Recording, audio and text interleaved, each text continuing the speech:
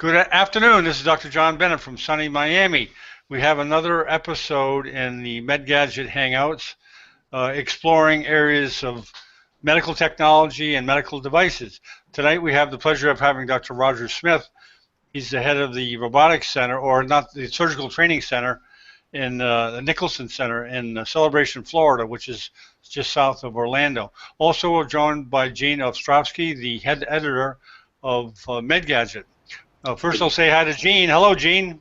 Hey, guys. Thanks for being here, Roger.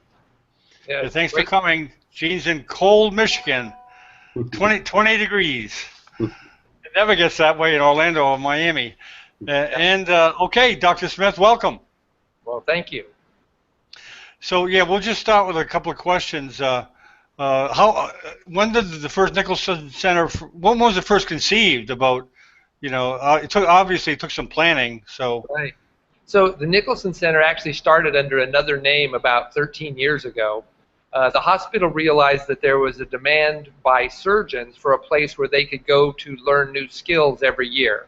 And for them, skills didn't mean sitting in a classroom. It meant putting their hands on real equipment and us giving them all of the support that they would have in a real operating room with something similar to a real patient, usually some kind of animal tissue, beef tongues, chicken breasts, the offal that you would get from a butcher shop. And we started it in a very humble setting inside the hospital. And we spent about 10 years doing it in borrowed conference rooms and a small laboratory before the hospital felt like we had demonstrated that we were a sustainable entity and we could keep this going for a long time. So they built us a beautiful facility, which you can see one of the rooms of behind me. Beautiful 54,000 square foot facility that cost several $1 million, where we could do this training full time. So now we have one building that's kind of like a graduate school for physicians. And we have over 10,000 physicians that come through here every year to learn something new about a procedure in their field, maybe a brand new instrument's coming out, sometimes some kind of tissue sealer, and they take a class on that. And as surgeons, they're required to take at least 40 hours of this kind of training every year, and we're able to offer a different kind of course almost every day here at the Nicholson Center. Very good. I'm sure we both have a lot of questions, but we'll watch your presentation first and then ask them later. Does that sound good? Sure, that'd be super. Okay. I need to get some technical help. We'll switch to the presentation here. Okay.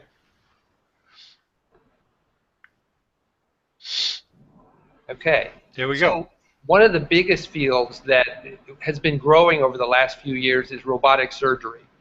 And here at the Nicholson Center, we were literally bringing in thousands of surgeons every year who were very competent and proficient open surgeons or laparoscopic surgeons, and they were trying to add robotic surgery to their portfolio. And the number of robotic surgeons was growing every year, and we were right at the heart of creating the training for those robotic surgeons. But the training that existed wasn't really standardized across the nation. So we launched an initiative to try and create a standardized robotic surgical training so that every surgeon that was moving from some other practice into robotics would receive the same kind of training and also would be tested to the same level of proficiency. So this presentation kind of runs over the program that we led to try to make that happen. So if you look at Intuitive Surgical's materials, they keep track of the number of robotic surgeons that are done with the Da Vinci robot every year. And currently there are around 570,000 procedures that were performed in 2014, and there'll be more in 2015. So there's over 500,000 people that are having a procedure done usually in urology or gynecology, a little bit in general surgery and ENT and a couple in thoracic. But every year over 500,000 people are having these surgeries done. So that's a lot of surgeons that have to be trained and proficient in order to do these surgeries. And so this field was growing, but the curriculum that surgeons went through was of one of two kinds. One, it was provided by the vendor of the robotic surgical device. And they have a wonderful training program, but they teach it themselves as part of their corporate sales process for the device. And even though the material is outstanding, the fact that the training comes from the vendor is really not what the surgical field likes to see. They like to see a curriculum that's developed by the best surgeons in the field and that's agreed upon by those surgeons and that speaks the voice of the surgeon, not of the company making the device. Then the second thing you had was a few surgeons were running small programs where they would teach that kind of a curriculum in their own facility, but it was different at every facility. So we had some really great collaborators in Pennsylvania, in Dallas, in Virginia, in California, that were all creating these kinds of classes, but they were all different. And so what we wanted to do was bring all of these expert trainers together and create a standardized curriculum that anybody could teach anywhere, and that all of the surgeons that were the leaders in this field felt like was an acceptable level of knowledge and skills for the surgeon that's coming up behind them, and that also had some kind of a testing mechanism where you measured the level of proficiency that the people achieved before they went back to their hospitals. So we started up that project really in 2011, and we've spent about 4 years driving that project. We were lucky enough to have 2 different grants, one from industry and one from the U.S. government, to pay for the expenses of this over a 3 or 4 year period. We brought in the best surgeons, the best robotic surgeons in the world from across the United States, Canada, a number came from Europe, several from Asia. We had some Ireland, several came from Brazil. So we tried to reach out and get a broad sampling of the leading robotic surgeons in the world. We also got some from the Department of Defense and the Veterans Health Administration.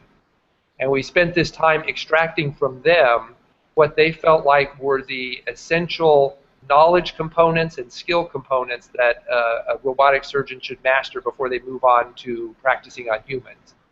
And among them, or between them, they came up with 25 outcome measures, which is a way of saying skills or knowledge components that the surgeon should be able to master before they pass this course.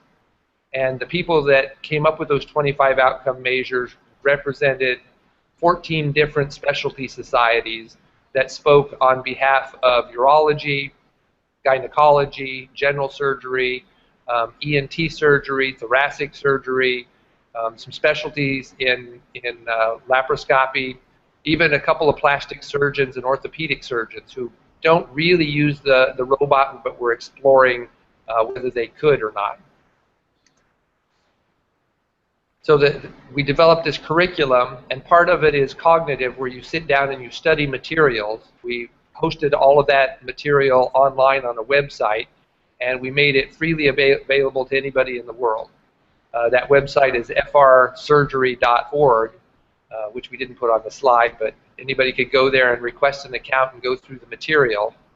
Then we created a psychomotor component where you put a device under the robot, which I'll show you later, and they actually show you the skills they have with their own hands. And then we have components that teach them how to interoperate with their OR team around a robot and be effective communicators with everybody that's in the room. So we created that material, but in true scientific fashion, just because the best surgeons in the world say this is the right material for training somebody, that's not scientific proof that it works.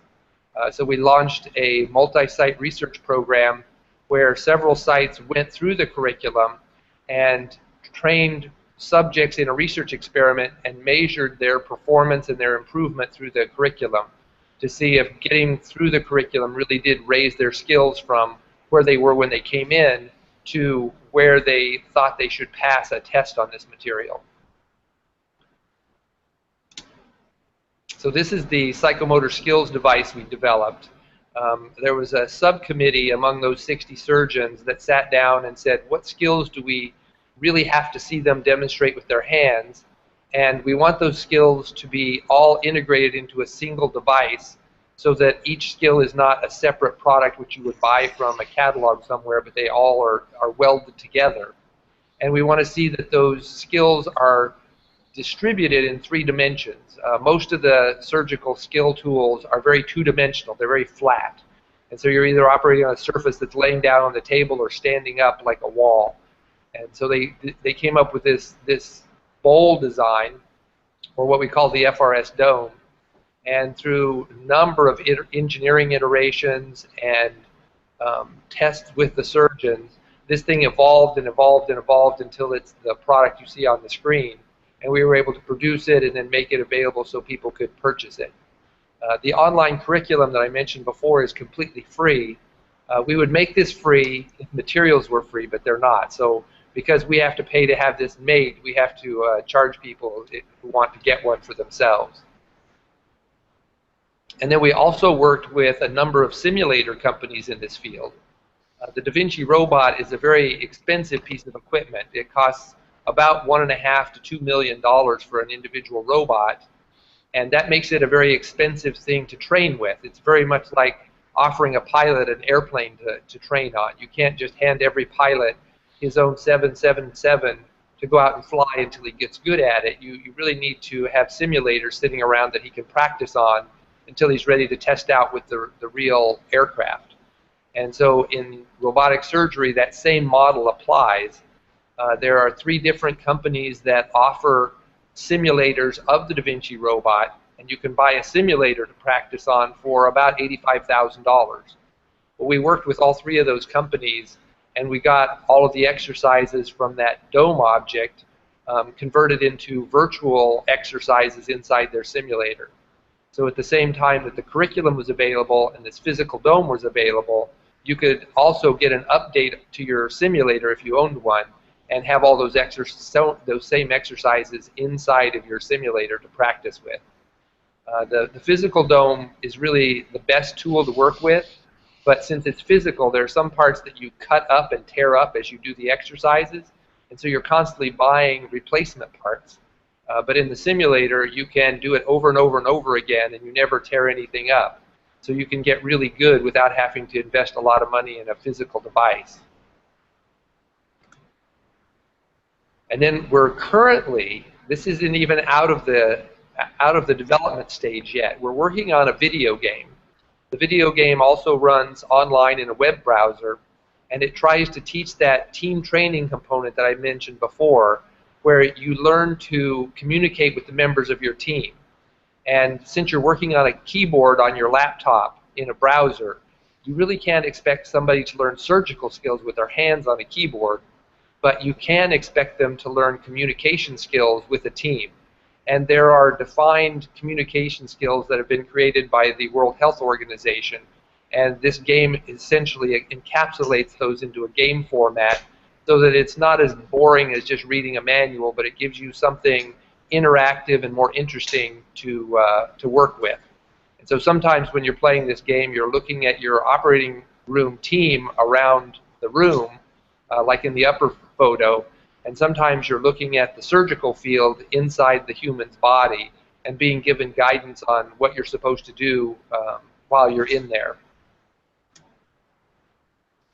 Now, in the future, we've created all of this material, and we're in the process of doing validation trials on it.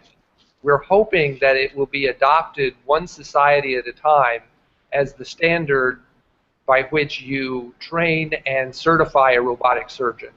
So that when you have a surgeon and they've gone through a course of any kind, anywhere they want, you have some way to test them all at the same level and see if they all have the same skill level before they walk back to their hospital and tell the hospital, I've been trained, I'm ready to be an apprentice, but there's some kind of certification that stands behind that that's more authoritative than just going to even the Nicholson Center and having us stand behind it. We're trying to get it so that it's a curriculum that the societies like the American Neurological Association, the American Association of, forgot what it's gynecologic laparoscopy and several others like that. So it's their home societies stand behind it. So that's what I've got as a presentation. I think we could go to questions and answers if you wanted to try that. Yeah, thank you, Dr. Smith. Very clear presentation, and those very good slides. Very understandable. Um, so there's no standard of certification right now, formal certification for a surgeon to use a robotics machine in the OR now? That's correct. No, nothing standard that everybody uses the same thing. Oh, okay. Well, Gene, I'll start with your questions first. Go ahead. I was wondering, so you provide kind of like this curriculum right now. What is the acceptance of it around the country and the world in terms of a physician getting one of these? So the acceptance of it really comes in two forms. An individual teaching hospital could look at this material and say, this meets our needs, and adopt it as their standard. In fact, Florida Hospital is doing that right now for all of our robotic surgeons. But that would make it a very local standard that would apply to a few dozen surgeons that are in your system. The next step up from that would be for a society like the American Urological Association to look at the material and decide that that really meets their needs, and they could recommend it or even enforce it for all of their members. And so then it would trickle down to all the urologists in the country in the case of AUA. Gynecology Society could do the same thing. There's not a national governing body for all robotic surgeons. They're still governed by their individual specialties. So the adoption of this curriculum will happen one specialty at a time. It can't happen to everybody all at the same time. Do you have any plans to expand this, to have another facility somewhere doing this training? We do this kind of training here at the Nicholson Center. We have a curriculum. You could come and take what we call the Fundamentals of Robotic Surgery course here. When we did this, getting 60 surgeons to agree to contribute their expertise towards this project required that we make the material that comes out of it public domain. So all of the knowledge about what this training contains is available. It's on the website that I mentioned. So any of our competitors could take that material and build a similar course. And that was our intent at the beginning. We realized that if we tried to own this and treat it as something that only we could provide, that the 60 best surgeons from around the world would not contribute to it. We had to make it something that was good for society as a whole to get them to say, yes, I'm happy to have my expertise rolled in there and see how it can improve training globally. If you broke it down in percentages, Dr. Smith, what percent are urologists, what percent are OB/GYN, and what percent are general surgeons? So if you go back a few years, more than half of the surgeons that were performing these 570,000 surgeries a year were urologists. Originally, the Da Vinci robot, when it came out, it really hit a specific sweet spot of need in robotic prostatectomy and in partial nephrectomies, removing parts of the liver. Mm-hmm. So it was the urologists that were doing a lot of the procedures. But then just in the last couple of years, the gynecologists have picked up on it a lot and started using it for hysterectomies. Now, there's a lot more hysterectomies that get done around the country than there are prostatectomies. And so in just a matter of a couple of years, gynecology has gone from maybe a 10% share to a 60 or 70% share. So today there are a lot more GYN procedures done with the robot than there are urology. And it's not because urology has declined, it's just because the use in gynecology has exploded. And then when you follow after that, general surgery, usually something colorectal, and ENT and thoracic surgery are a small fraction. So, altogether 10% or maybe a little more than that. I had a friend that had a robotic open heart surgery. That was very, very unusual. I was surprised. Do you foresee the day when there'll be a fellowship in robotics in these various specialties? Yes, there is. So there are fellowships now in minimally invasive surgery, both in urology and gynecology and in ENT. So there are people going into fellowship programs, and when they arrive at that program, they find that that minimally invasive label applies to laparoscopy and robotics. So you're finding that robotics is mixing with laparoscopy inside of existing fellowships. There are a few fellowships that are completely dedicated to robotics, but those are a small number. We have one here because we have a surgeon who does nothing but robotic surgery, and so he runs his fellowship that way. But most of them are still mixing the two. Okay. You mentioned the importance of teamwork in the OR. Does the team get any kind of training? I know the surgeons go there, but are they given training materials to kind of train their teams when they get home? Because as you know, in the operating room, you depend on the nurses, and they kind of have to know what's going on. Is there any kind of training for them peripherally, or do you give them materials? There is. There's two kinds of training for the team. You hit on a good point in that there's a lot more funding in the U.S. medical system for surgeons than there are for your operating room team. So you see surgeons running off to training all the time, and they'll taking these special robotics courses that are designed for them. There are also courses designed for the whole team. So to some training centers, you can send the surgeon, a circulating nurse, a bedside nurse, a surgical tech, and they can all, maybe a physician's assistant, they can all come together to the class and take it as a team. Those are available. There aren't a lot of them because most hospitals and most professional credentialing organizations just aren't organized to send people off as a team. This current system is organized to send physicians off to course A, nurses off to course B, and technicians off to course C. And so there's only a few that bring them together. The second way that people get trained is in their own OR. So the surgeon and the company that makes the robot and other hospitals that already have trained operating room teams, they'll come to a new site and train your staff on how to be the team around the robot. And so that gets done on your kind of custom on-site for you. Now, the funding comes from the hospital and the government, not from Da Vinci or the other big, Mimic is another big company?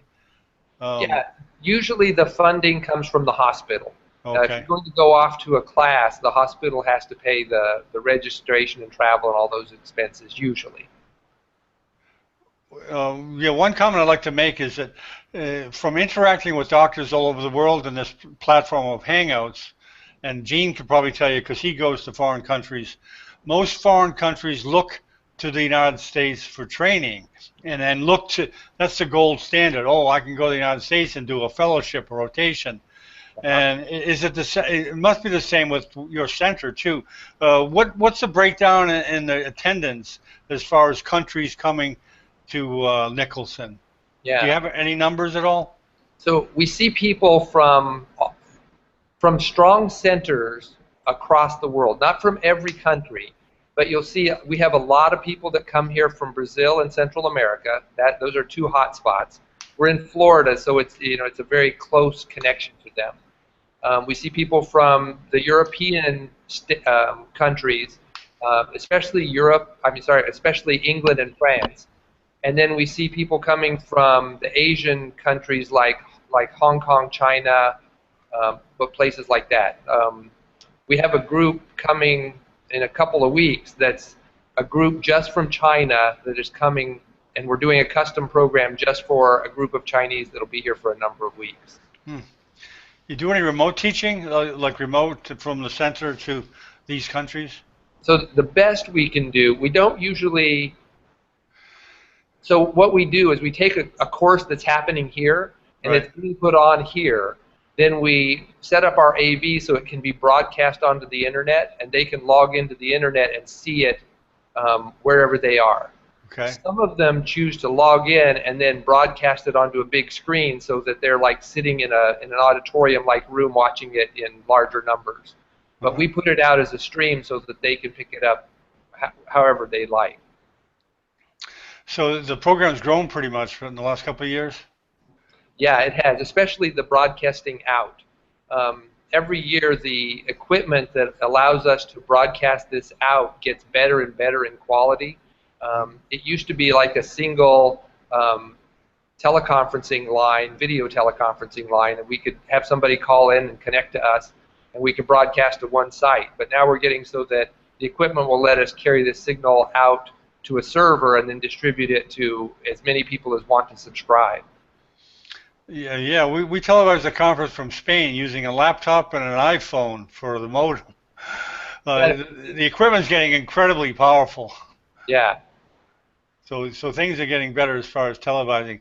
Any more questions, Gene? Dr. Smith, have you worked with Intuitive on this at all? Do they know about this? What are their thoughts? They do. Yeah, they do. They provided some of the funding for it because they're providing most of the training right now. But when they look at who they are, they recognize that they're in the business of making the robot and supplying the equipment and keeping it running in your OR. By default, that meant that they were the ones who initially knew how to train people to use the equipment. So they got themselves into the training business just so people would know how to use their own equipment. But after a few years, they looked at that and said, you know, that's not really what we're here for. And some of the surgeons don't want to be trained by an Intuitive employee. They want to be trained by other surgeons. So they're helping us make this transition so that this course, the Fundamentals of Robotic Surgery, may come in and supplant the training that's been around for a few years provided by Intuitive. You know, I think you mentioned a little bit about that you have a connection to Florida Hospital. Typically, do the attendees at your conferences spend some time in the OR of Florida Hospital with live patients? They do, especially the international ones. Usually when they come to a class and they look at the schedule for the class, they really like to see a live OR visit there. So they'll come and they'll watch videos, or they'll go into our labs and use the robot on some kind of excised tissue. That's all good and great. But they really like to go and sit elbow to elbow with one of our expert surgeons and have him show them what he's doing in urology or gynecology and have him lecture to them why he's doing what he's doing. So yes, we get a lot of that. We also get calls from surgeons around the world that say, I don't want to come to a class, I just want to come and sit in the operating room and watch a couple of your surgeons for several days. And we have the ability to allow that. It's such a small number, though. You can't have 20 people watching every day, but almost every day you walk in, you'll find one of these strangers there who's there to see how it's done. Very good. But I wanted to ask you about the simulators. I've never tried one myself, but I was just wondering how close are they to the real deal? Yeah. So the simulators do a really good job of representing all the mechanical movements of the Da Vinci robot. That part they pretty much got down. It's really well done. The part that simulation as a whole can't tackle is a realistic representation of the human body. The tissue in the human body is flexible, it's profuse with blood, and so if you cut it any place, there's going to be different amounts of bleeding that happen. There are nerves in the tissue, and somewhere not far away there's a heart beating that causes a tremor through the body. And the models that exist of the human tissue are still kind of rough. So most of the simulators have built lots of exercises where you have a model of the Da Vinci robot and it's moving rings around on pegs or dropping jacks into bowls or putting things on rails and little exercises like that that work on the skills you need, but that don't actually represent surgery. There's a couple of the simulator companies are just starting to put out modules that represent a hysterectomy or that represent a prostatectomy, and that do it in a way that you look at it and say, that's pretty close to real. Still rough, but pretty close to real. The medical simulation in that sense of the human body is a long way from what you see in video games where everything looks like photorealistic and amazingly lifelike. It's just not there yet. There's different algorithms that drive how you would animate a human body than the way you would animate a tank or an airplane. I'd like to make one comment in that area. There's been some progress in 3D printing of actual tissue goes in to the body. There's a neurosurgeon from Boston Kids that every time he goes into the brain, he does a 3D model. He has the 3D model of the child's brain made because, as you know, there's anomalous vasculature in many parts of the body, and the surgeon doesn't know what kind of vessel supply he's going to hit. Have you seen any inroads in 3D printing, or is that totally you don't see much of that as far as tissue models? I would say most of our surgeons are aware of that, and a lot of them have tried it on a once or twice. Okay. They don't have a funding model where they can find some way to get that paid for. Yeah. So when you do a surgery and you choose to do a 3D print of a body part, that's got to come out of your own pocket. Okay. If you can't bill it through to the insurance, you Right. might try to bill it directly to the customer, but that would raise their bill. Right. So you got to find some way that you can afford to do that. Right.